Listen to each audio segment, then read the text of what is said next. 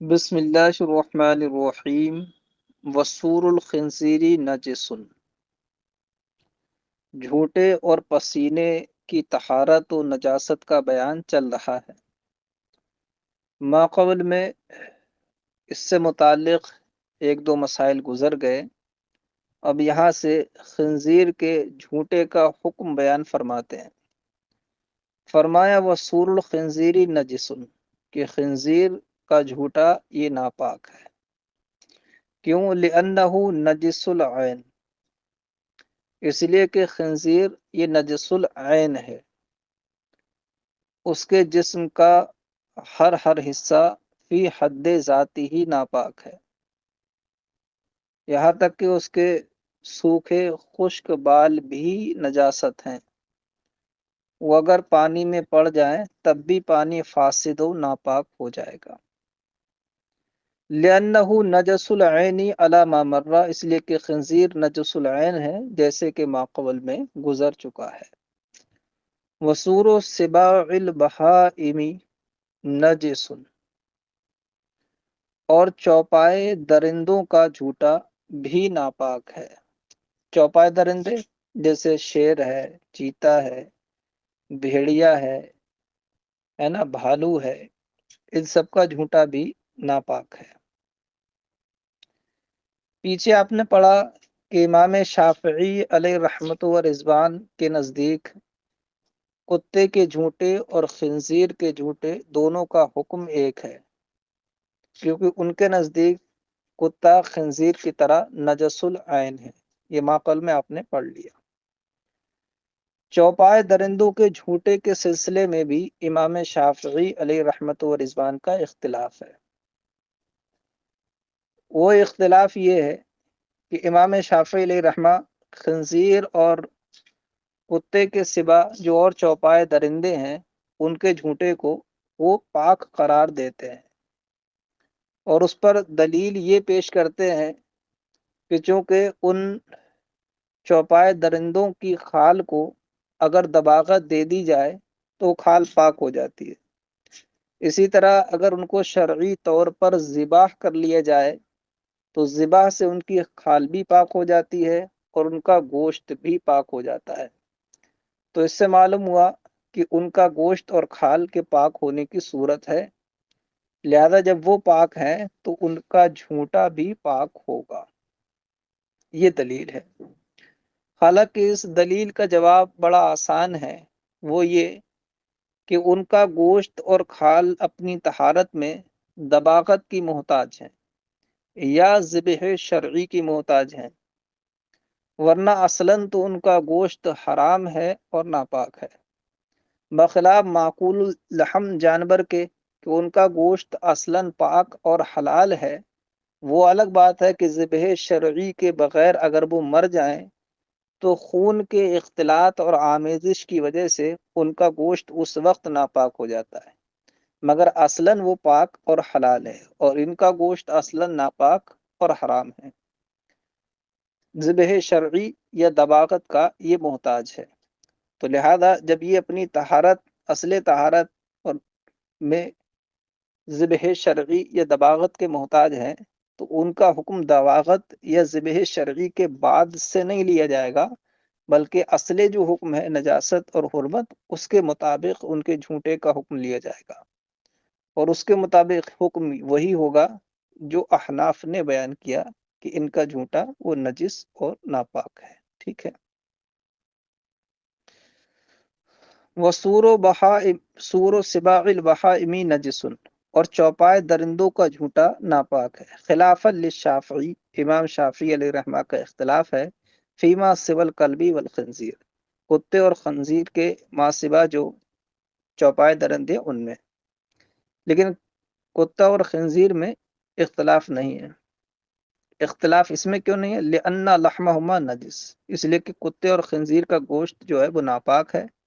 ومنہ یتبلد اللعاب، اور اسی گوشت سے لعاب پیدا ہوتا ہے، وہو المعتبر فی الباب، اور لعاب کا اعتبار ہے جھوٹے کے باب میں۔ وسور الحرۃ طاہر مکروہ، اور بلی کا جھوٹا پاک ہے مگر اس کا استعمال مکروہ ہے۔ بلی کے جھوٹے کے سلسلے میں احناف کا موقف یہ ہے کہ اس کا جھوٹا اگرچہ پاک ہے مگر جب دوسرا صاف ستھرا پانی موجود ہو، اس صورت میں بلی کے جھوٹے سے طہارت کرنا، وضو یا غسل کرنا یہ مکروہ ہے۔ لیکن اگر اس کے سوا کوئی اور پانی نہ ہو تو اسی پانی سے طہارت کرنا لازم ہے، اور اس صورت میں کوئی کراہت بھی نہیں ہوگی۔ یہ اصل موقف ہے۔ البتہ احناف میں سے امام ابو یوسف علیہ رحمت و رضوان کا موقف یہ ہے کہ بلی کا جھوٹا مطلقاً بلا کسی کراہت کے پاک ہے، چاہے دوسرا پانی موجود ہو یا دوسرا پانی موجود نہ ہو۔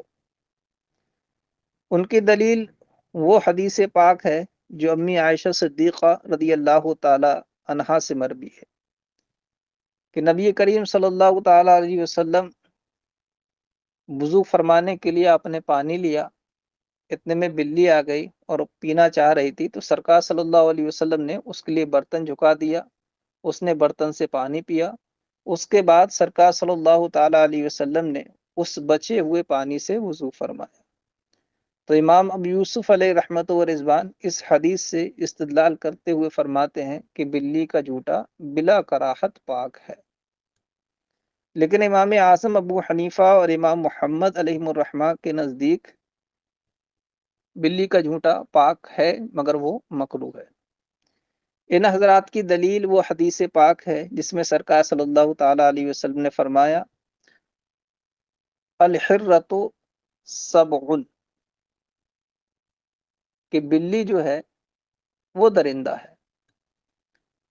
اب بلی کی درندگی کو بیان کرنا یہ بیان خلقت کے لیے نہیں ہے، یعنی یہ بتانے کے لیے نہیں کہ بلی کو اللہ نے درندہ بنا کر پیدا کیا ہے، کیونکہ یہ بات تو سب جانتے ہیں نا، جو بلی کی زندگی دیکھتا ہے وہ جانتا ہے کہ بلی درندہ ہے، چیر پھاڑ کر کے وہ جانداروں کو کھا جاتی ہے، گوشت کھاتی ہے، چوہے نوچ کر کھاتی ہے۔ تو جو بلی کی زندگی جانتا ہے وہ جانتا ہے کہ بلی درندہ ہے۔ اور انبیاء علیہ السلام کی بعثت امور خلقیہ کو بیان کرنے کے لیے نہیں ہوئی ہے، وہ تو سب کو ویسے ہی معلوم ہے۔ ان کی بعثت ہوتی ہے احکام دین بیان کرنے کے لیے۔ تو سرکار صلی اللہ تعالی علیہ وسلم کا یہ فرمانا کہ بلی درندہ ہے، یہ بیان حکم کے لیے ہے کہ حضور صلی اللہ تعالی علیہ وسلم نے اس کا حکم بیان کیا کہ بلی کا حکم درندے کا ہے، اور درندے کا جھوٹا چونکہ ناپاک ہے تو اصلاً تو بلی کا جھوٹا ناپاک ہونا چاہیے، مگر چونکہ بلی کی گھروں میں آمد و رفت بہت ہوتی ہے، وہ طوافین اور طوافات سے ہے، تو اس علت کی وجہ سے اس کے جھوٹے کی نجاست کو ساقط کر دیا گیا۔ اور جب کسی ناپاک چیز کی نجاست ساقط ہو جائے اس میں کراہت پھر بھی باقی رہتی ہے کہ اگر دوسرا کوئی اور صاف ستھری چیز موجود ہو تو اس کا استعمال مکروہ رہتا ہے۔ ہاں اگر دوسری کوئی چیز نہ ہو، کوئی آپشن ہی نہ ہو، تو پھر اس کا استعمال برا کراہت درست ہو جاتا ہے۔ یہی حکم بلی کے جھوٹے میں رہے گا۔ ٹھیک ہے، اب رہا یہ کہ اس حدیث کا کیا جواب کہ جس سے امام ابو یوسف علیہ الرحمٰن نے استدلال کیا، اور جس میں صاف تصریح موجود ہے کہ سرکار صلی اللہ علیہ وسلم نے اس کو خود پلایا اور پھر اس بچے ہوئے پانی سے وضو کر لیا، تو اس کا جواب صاحب ہدایہ دیتے ہیں کہ وہ حدیث تحریم سے ما قبل کی ہے، یعنی حکم حرمت آنے سے پہلے کی وہ حدیث ہے، لہذا منسوخ ہے، اور منسوخ سے استدلال نہیں کیا جاتا۔ اب رہا یہ کہ بلی کے جھوٹے کا جو اصل حکم ہے ناپاک ہونا، یہ نجاست کس وجہ سے ہے؟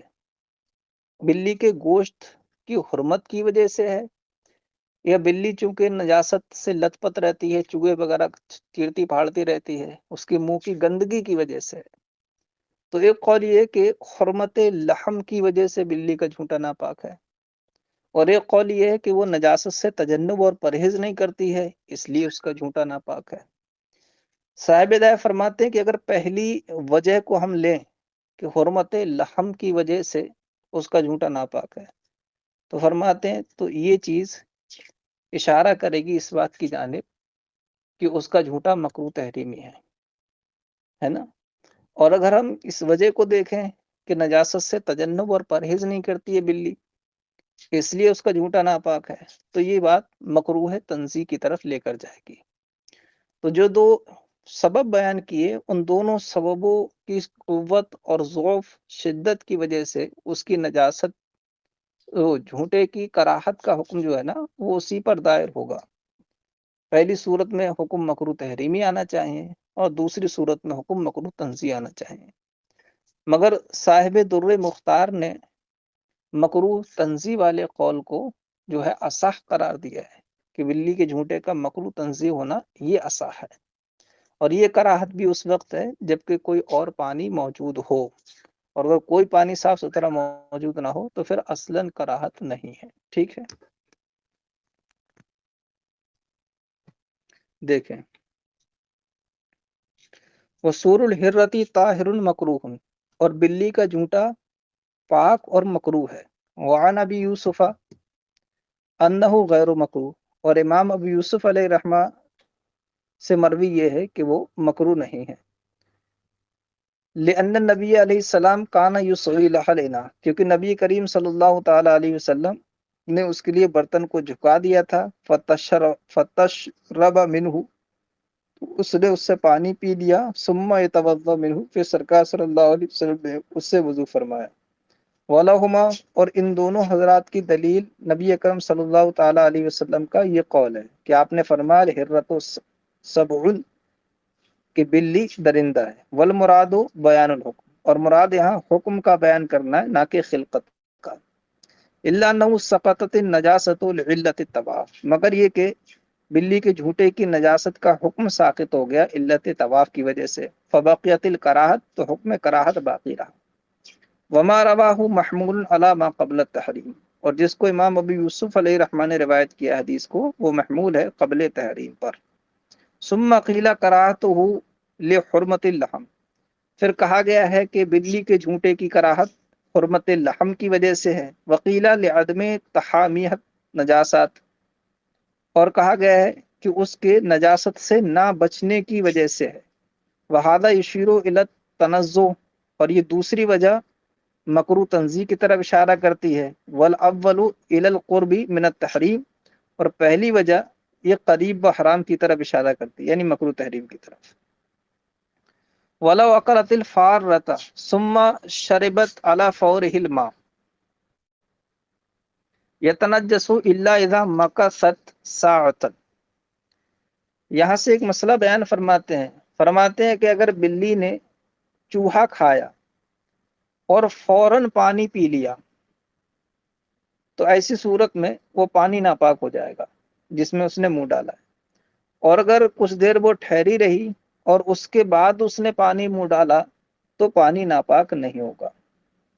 اس کی وجہ یہ ہے کہ بلی کی عادت ہے کہ جب وہ چوہا وغیرہ کھاتی ہے تو چوہے کی رطوبت جو اس کے منہ پر لگی رہتی ہے وہ کچھ دیر تک اس کو چاٹتی رہتی ہے اور اپنی زبان سے چاٹ چاٹ کے منہ کو بالکل صاف کر لیتی ہے. تو اگر اس نے کچھ دیر ٹھہری اپنے منہ کو صاف کر لیا اس کے بعد پانی منہ ڈالا تو پانی ناپاک نہیں ہوگا. لیکن اگر فوراً پانی منہ ڈالا، اس کی نجاست چوہے کی لگی ہوئی تھی، ایسے ہی منہ ڈال دیا تو پانی ناپاک ہو جائے گا. اب یہ جو کہا کہ اگر کچھ دیر رکنے کے بعد منہ چاٹنے کے بعد پانی منہ ڈالا تو پانی ناپاک نہیں ہوگا، یہ حکم ہمارے تینوں ائمہ کے نزدیک ہے، یعنی امام اعظم، امام محمد اور امام ابو یوسف علیہ الرحمہ، ان سب کے نزدیک ہے. امام محمد اور امام اعظم علیہ الرحمہ کے نزدیک تو بالکل ظاہر ہے، کیونکہ ان کے نزدیک کسی چیز کے پاک ہونے کے لیے سب شرط نہیں ہے، یعنی پانی یا کوئی بھی جو پاک کرنے والی چیز ہو، بہنے والی چیز ہو، اس کو اڈیلنا، اس کو بہانا شرط نہیں ہے. جیسے کہ آپ نے پیچھے پڑھا کسی طرح بھی اگر پانی سے یا کسی مائع بہنے والی چیز سے غسل ہو جائے، چاہے بہا کر ہو یا ایسی ٹچ ہو کر ہو جائے، تو وہ حکم طہارت دے دیتے ہیں. امام یوسف علیہ رحمہ کے نزدیک سب شرط تھا، پانی کا ڈالنا اور بہانا شرط تھا، تب جو ہے ان کے ہاں طہارت ہوتی ہے. مگر اس بلی والے مسئلے میں انہوں نے بھی سب کی شرط کو ساقط قرار دیا ہے، یعنی ان کے نزدیک سب اس مسئلے میں شرط نہیں ہے، اور ایسا انہوں نے بربنائے ضرورت کیا، کیونکہ بلیوں کا اس طریقے سے کرتے رہنا اور برتنوں میں منہ ڈال دینا یہ بہت سادہ کثرت سے ہے، اور جو چیز کثرت سے ہوتی ہے اس سے بچنے میں دشواری ہوتی ہے، اور سخت دشواری یہ مرتبہ حاجت یا ضرورت ہو جاتا ہے۔ تو بربنائے ضرورت انہوں نے یہاں سب کی شرط کو ساقط قرار دیا ہے، اور جو طرفین کا مذہب تھا امام اعظم اور امام محمد کا، اسی مذہب کی طرف آپ نے اپنا میلان کیا، اور وہی حکم جو ان دونوں کے نزدیک تھا آپ نے بھی دیا کہ اگر اس نے منہ چاٹنے کے بعد پانی میں ڈالا تو پانی ناپاک نہیں ہوگا۔ ٹھیک ہے، فرماتے ہیں ولو اکلت فارتا ثم شربت علی فور حلما یتنجسو، اور اگر بلی نے چوہا کھایا پھر فوراً پانی پی لیا تو پانی ناپاک ہو جائے گا، الا اذا مقصد ساتن، مگر یہ کہ جب وہ تھوڑی دیر ٹھہری رہے، لغسلیھا فماھا بلعابھا، اپنے منہ کو اپنے تھوک سے صاف کرنے کے لیے، اور پھر منہ ڈالا تو پانی ناپاک نہیں ہوگا۔ فرماتے ہیں والاستثناء الا اذا مقصد ساعتن، جو استثناء ہے نا اس کے بارے میں فرماتے ہیں والاستثناء علی مذہب ابی حنیفہ و ابی یوسف، اور یہ استثناء امام اعظم ابو حنیفہ اور امام ابو یوسف دونوں کے مذہب پر ہے۔ یسقط اعتبار السبی للضرورت، امام ابو یوسف نے یسقط اعتبار السبی للضرورت، امام ابو یوسف نے ضرورت کی وجہ سے سب کے اعتبار اور اس کی شرط کو یہاں ساقط قرار دیا ہے۔